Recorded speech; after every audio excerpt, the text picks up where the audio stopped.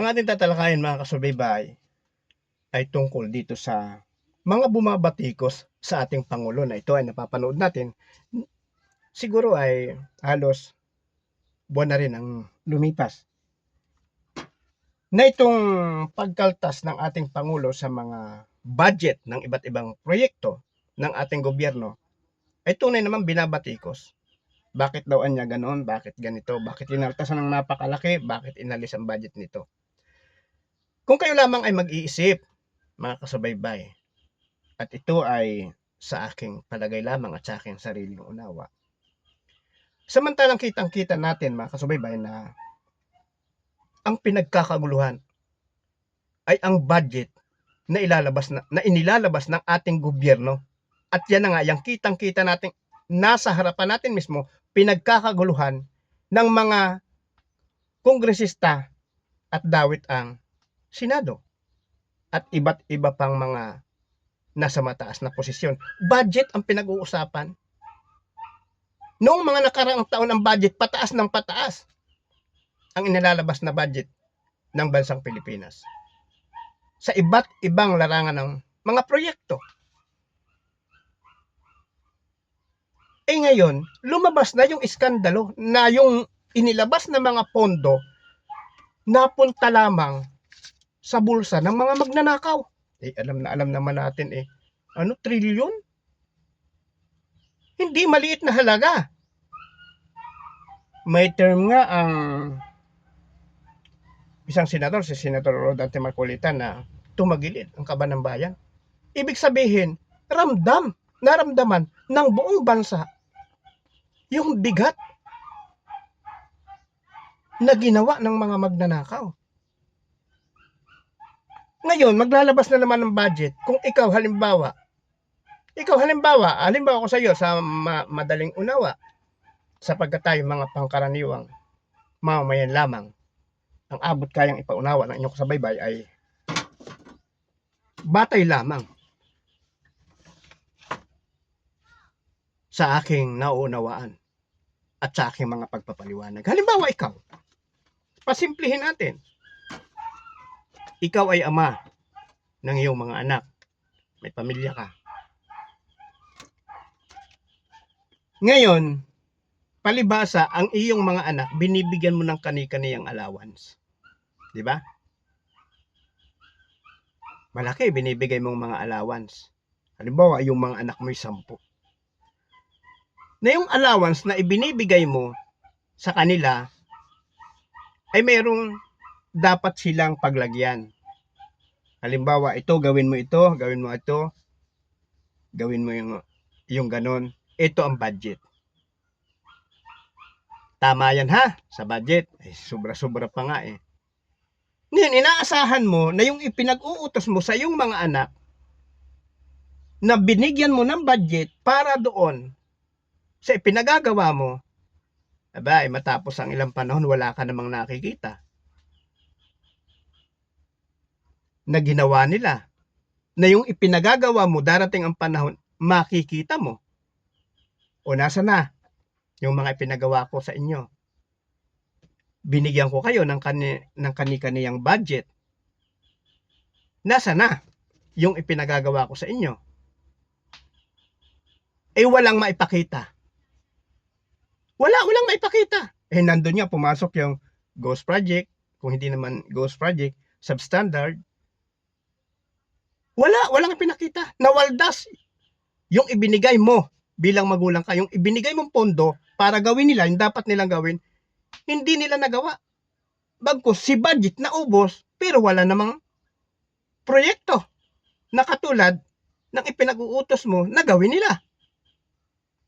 Ito na naman, dumating na naman panahon. Pumunta sa mga anak, tatay, budget, yan na rin. May gagawin ako, yan na rin. Ito yung proyekto ko. Sana bigyan mo ako ng budget dito. Anong gagawin mo bilang magulang na ikay nasa katinuan? Ibibigay mo pa yung pondo o yung budget nila na dapat ay sa kanila, samantalang una pa man, wala na silang naipakita. Magbibigay ka man, teka muna anak. yung hinahanap ko sa'yo, ipinapagawa ko sa'yo, hindi mo naman nagawa. Pero yung budget na ibinigay ko sa'yo, nasaan? Babawasan ko muna. Wala naman walang naipakikita Di ba? Tapos ikaw na anak, palibhasa ikay waldas, hindi tatay. Hindi.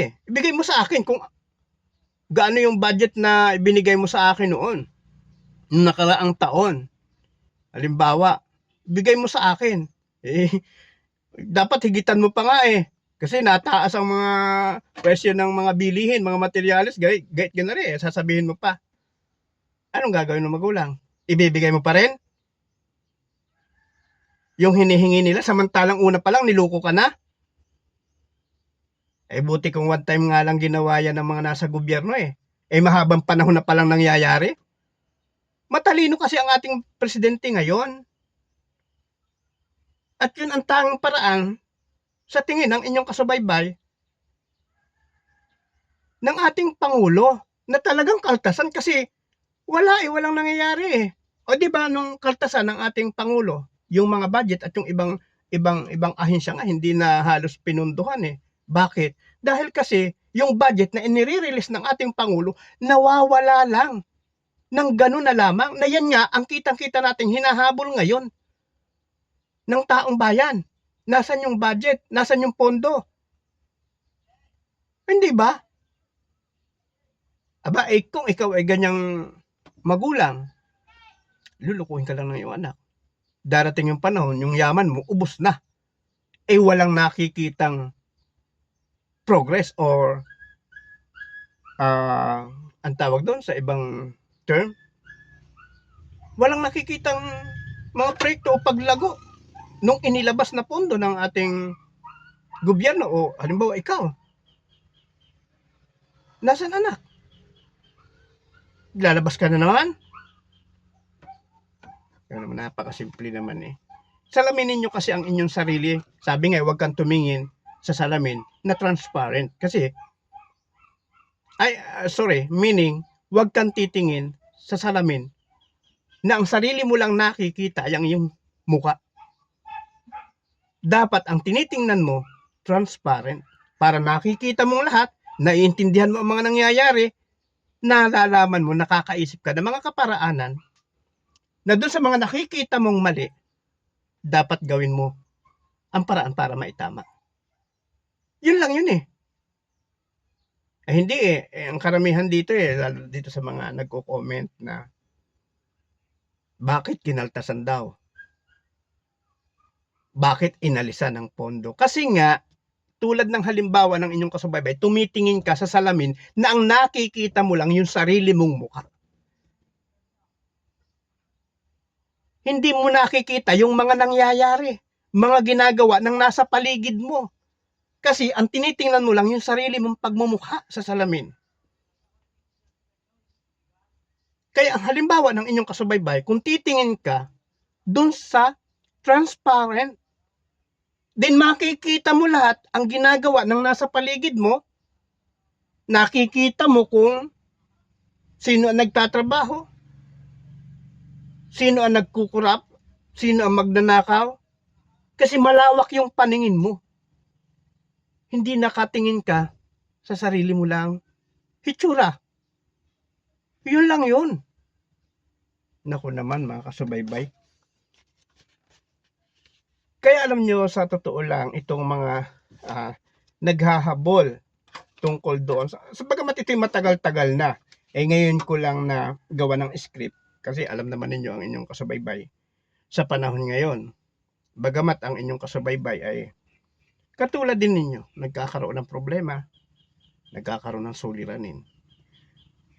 Pero mabuti na lang at itong paggagawa ko ng video, yung pagbablog, ito na siguro yung nagiging kaaliwan ng inyong kasubaybay para malimutan.